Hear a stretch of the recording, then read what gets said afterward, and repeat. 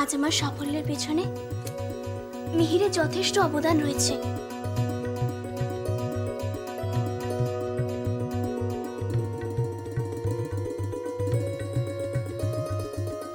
মিহির, অনেক ধন্যবাদ। বন্ধুদের মধ্যে ধন্যবাদ হয় খনা? সে আমি জানি না, তবে তুমি আজ যা করেছো তার জন্য আমি তোমার প্রতি চিরকৃতজ্ঞ থাকবো।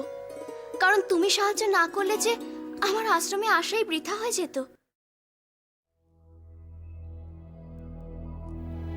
আমি জানি না তোমার এই ঋণ আমি কিভাবে শোধ করব। এত কি ভাবছো খনা? ভাবছিলাম তাদের কথা, যারা না থাকলে আজ আমি এই দিন দেখতে পেতাম না।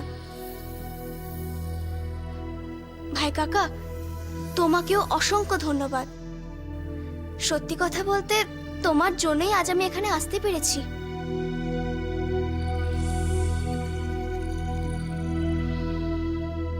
মহারাজ, হ্যাঁ বলুন আচার্যদেব।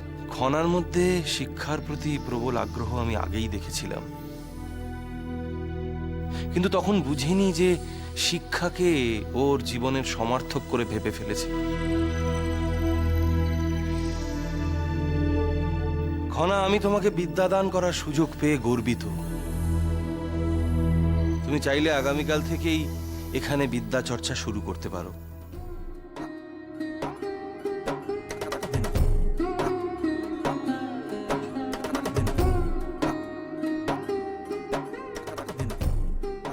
আমি জানি এই সাময়িক শারীরিক প্রতিবন্ধকতা তোমার সামনে বাধা হয়ে দাঁড়াতে পারবে না,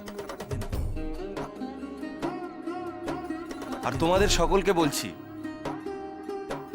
সকলে সকলে প্রতিদিন প্রতি মুহূর্তে রাজকুমারীর এই সংগ্রামকে প্রত্যক্ষ করো।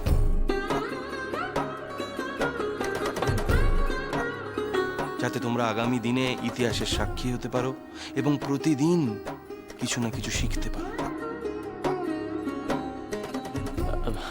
আচার্যদেব, আজ তাহলে আমাদের সকলকে অনুমতি দিন।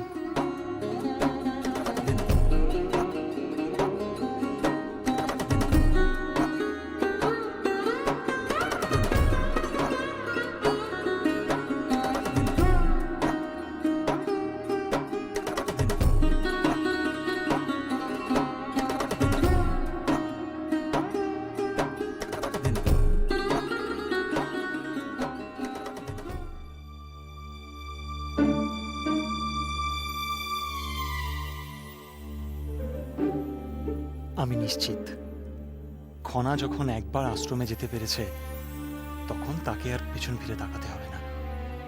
সাফল্য সে নিশ্চয়ই পাবে। অবশ্য আজ তার আশ্রম যাত্রার পেছনে কুমারের অবদানের কথা অস্বীকার করলে চলবে না। সে যেমনই হোক, কিন্তু আজ যা করেছে তার জন্য তাকেও শ্রদ্ধা না করে উপায় নেই। কিন্তু কুমারকে এত তাড়াতাড়ি এত ভালো ভাবাটা বোধ হয় উচিত হচ্ছে না। সে তো উদ্দেশ্যবিহীনভাবে কোনো কাজ করে না। হতেই পারে সে এই চক্রান্তে লিপ্ত, আর নিজের উপর থেকে সন্দেহের আঙুল অন্যদিকে ঘুরিয়ে দিতেই সে এহেন ব্যবহার করছে। প্রণাম প্রধানমন্ত্রী মহাশয়। কি সংবাদ? আপনার সন্দেহ সঠিক। রাজ অস্ত্রাগারের সঞ্চিত বিস্ফোরকই ওই সলতেতে ব্যবহার করা হয়েছিল। আমি খুব সাবধানে অস্ত্রাগার থেকে কিছু নমুনা সংগ্রহ করে একজন অপরসায়নবিদকে দিয়েছিলাম পরীক্ষা করার জন্য। তিনি সলতে ব্যবহৃত পদার্থের সাথে নমুনা মিলিয়ে দেখেছেন যে দুটো পদার্থই এক, মানে রসায়নগতভাবে কোনো পার্থক্য নেই। আপনি নিশ্চিত? একজন অপরসায়নবিদের কথার উপর তো কোনো কথা হতে পারে না প্রধানমন্ত্রী মশাই। আর তিনি যখন নিশ্চিত। কে অস্ত্রাগার থেকে ওই পদার্থ সংগ্রহ করেছিল সে বিষয়ে কিছু জানতে পেরেছেন? হ্যাঁ, সে ব্যাপারে আমি খবর নিয়েছি। আমি রক্ষীদের খুব বুদ্ধি করে জিজ্ঞাসাবাদ করে জানতে পেরেছি যে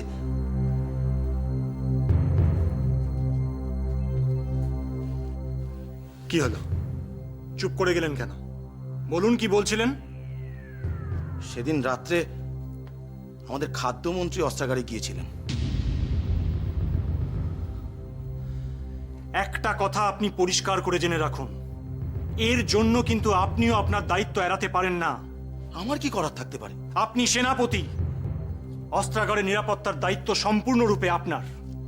আর আপনার নিযুক্ত করা রক্ষীদের সামনে থেকে কি করে খাদ্যমন্ত্রী সেখানে প্রবেশ করলো? তার মানে আপনার কর্তব্যে কোথাও একটা গাফিলতি ছিল। আপনি এভাবে বলবেন না প্রধানমন্ত্রী মশাই, আপনি তো আমাকে ভালো করেই চেনেন।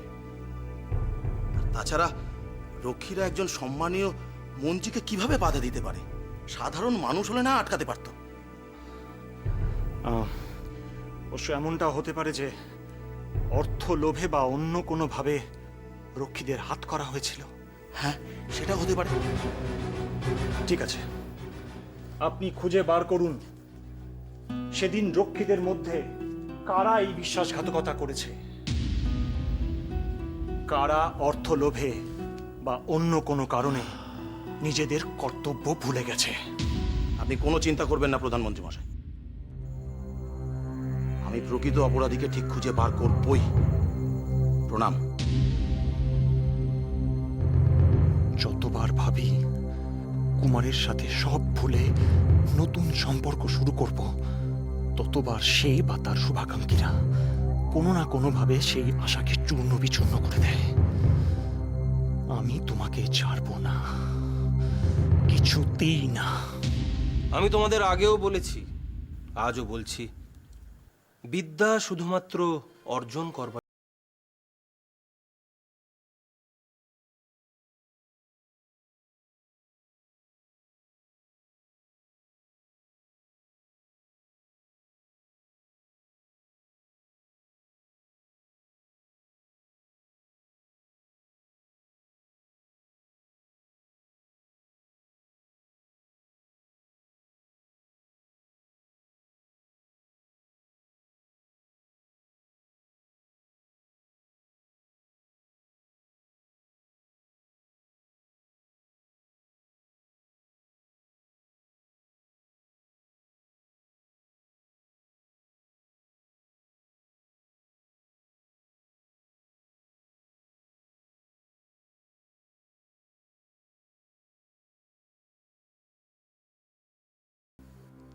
আমাদের এই পুরুষ শাসিত সমাজে নারীদের শিক্ষার অধিকার যে কত বড় বিদ্রোহমূলক ঘটনা তা নিশ্চয়ই তুমি বুঝতে পারছো।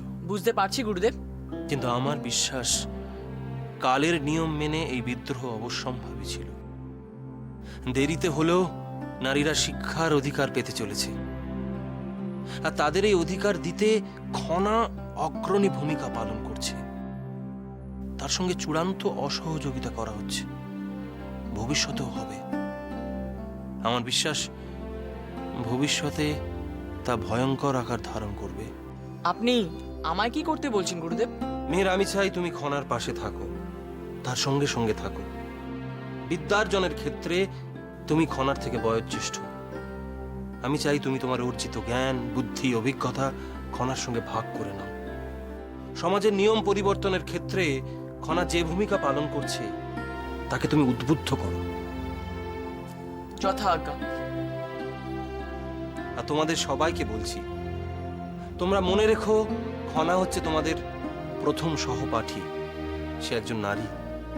তোমাদের আচরণে যেন কোনো বৈরিতা প্রকাশ না পায়, তার যেন এক মুহূর্তের জন্য মনে না হয় যে সে ব্যতিক্রমী, সে সবার থেকে আলাদা।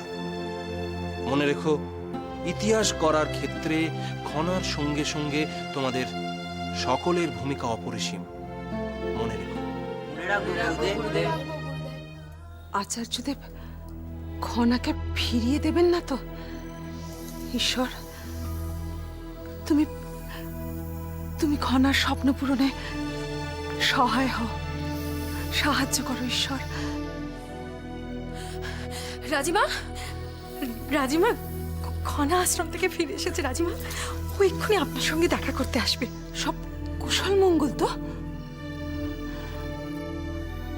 আশা করি খনার মুখ থেকে সুখবর শুনতে পাবো। গৌরকিমা, গৌরকিমা, গৌরকিমা, আমি পেরেছি গৌরকিমা, আমি পেরেছি। আমি তোমার মাথা নিচে হতে দিইনি গৌরকিমা। খনা, খনা সবিস্তারে বলো। আমি সরস্বতী বন্দনা লিখেছি রাজিমা। আমার হাতে খুব যন্ত্রণা করছিল, আমার হাত থেকে রক্তও পড়ছিল, কিন্তু আমি হার মানিনি রাজিমা। মিহির আমার স্বপ্ন পূরণ হতে সাহায্য করেছে। কাকিমা, তুমি তো আমাকে প্রথম শিক্ষার পাঠ দিয়েছিলে। আমার এই সাফল্যের পিছনে তোমার অনেক অবদান রয়েছে, অনেক অবদান রয়েছে। রাজিমা, তুমি যেভাবে আমাকে সমর্থন করেছো তা আমি কোনোদিনও ভুলবো না, কোনোদিনও না।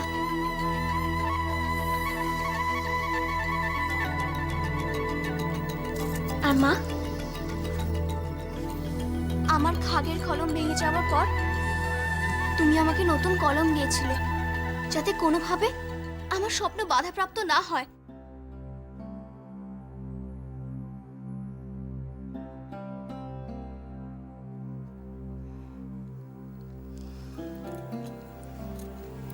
আর ঋদ্ধিমণি,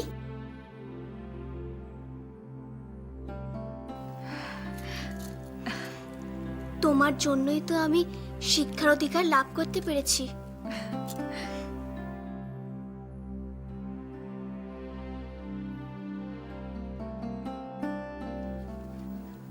তাহলে তোমরাই বলো, এই জয় কি শুধু আমার জয়? এই জয় তো তোমাদেরও, সমস্ত নারীত্বের জয়, সিংহলে সকল নারীদের জয়, তাই না?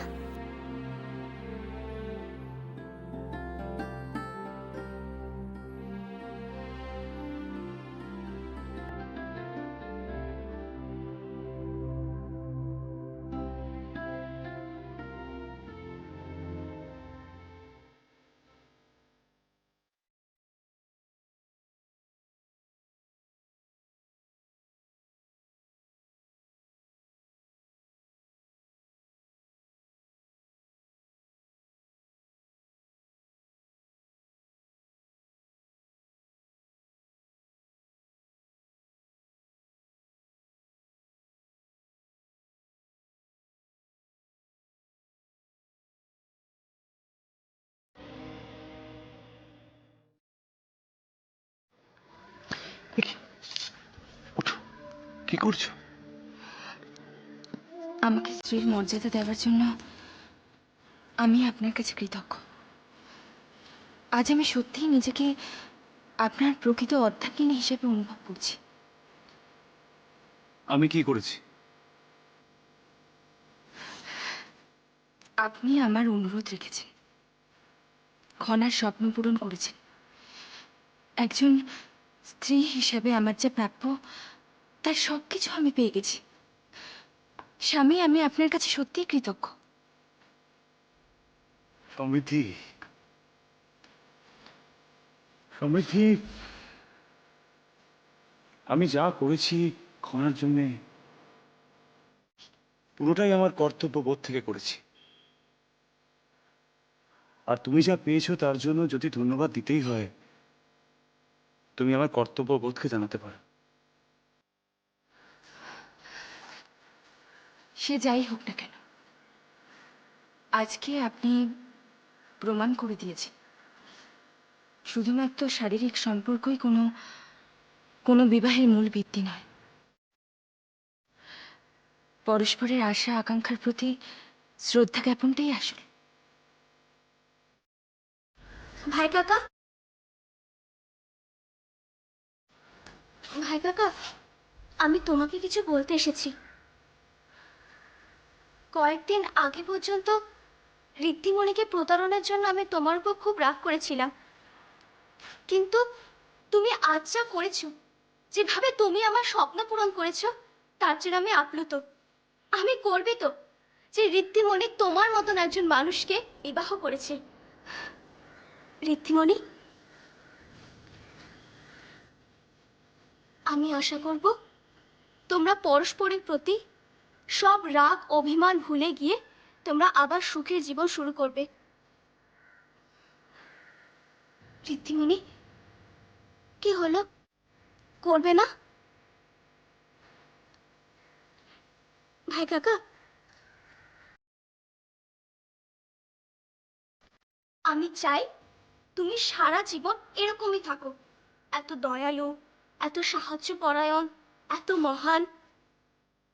জানো ভাই কাকা, আমি জীবনের সব কিছু ভুলে যেতে পারি, সব কিছু, কিন্তু তুমি আজ যা করেছো, যেভাবে তুমি আমাকে আশ্রমে নিয়ে গেলে, তা আমি কোনোদিনও ভুলবো না ভাই কাকা। তুমি না থাকলে যে আমি আশ্রমে যেতে পারতাম না। ছি ছি, এভাবে বলতে নেই।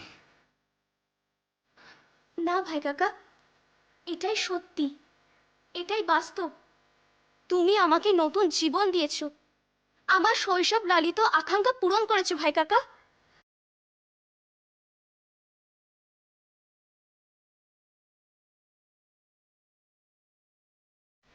কণা, তোমার জন্য তোমার ভাই কাকা ছিল, আছে, থাকবে সারা জীবন। আর ঋদ্ধিমণির জন্য?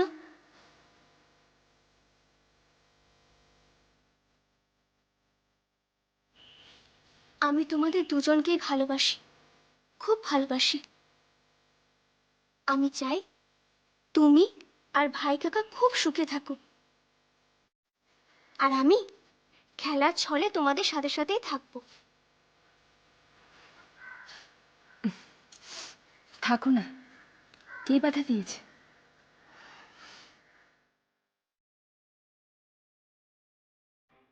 বন্ধুবর মিহির রাজকুমারীকে সাহায্য করে রাতারাতি বিখ্যাত হয়ে গেল।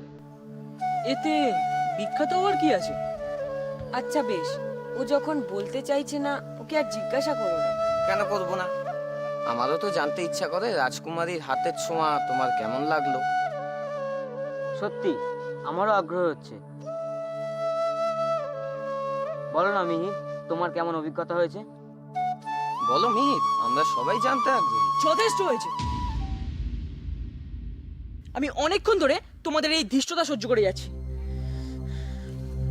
আমি রাজকুমারীকে সাহায্য করেছিলাম কারণ সে আমার বাল্য বন্ধু। রাতারাতি বিখ্যাত হওয়ার এবং তার হাতে স্পর্শ সুখ অনুভব করার মতো কোনো উদ্দেশ্যই আমার ছিল না। মিহির, আসলে আমি বলছিলাম, আর কিচ্ছু বলার দরকার নেই, শুধু এইটুকু মনে রেখো, একজন রাজকুমারীকে যদি বন্ধু হিসেবে পাওয়ায় তোমরা আমার প্রতি ঈর্ষাবোধ করো, তাহলে এই পৃথিবীতে তোমাদের মতো নির্বোধ আর কেউ নেই।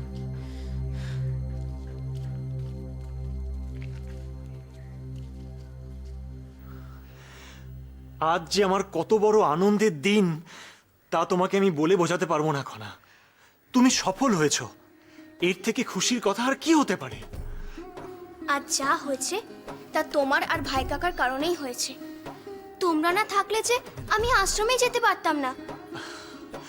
খনা, আমরা শুধু তোমাকে তোমার লক্ষ্যের দিকে কিছুটা এগিয়ে দিয়েছি মাত্র, কিন্তু আসল কাজটা তো তুমি একাই করেছো, তাই না? তা আমি অস্বীকার করি না জয়ম, কিন্তু তুমি আর ভাই কাকা যা করেছো তা কজনে করে বলো তো? জয়ম, জয়ম, আমার একটা অনুরোধ আছে। তুমি আর ভাই কাকা এইভাবেই একসাথে থাকবে। তোমাদের মধ্যে ঐক্য বজায় থাকলে তোমরা যে কোনো অসম্ভবকে সম্ভব করতে পারবে, যেমন আমার ক্ষেত্রে করেছো।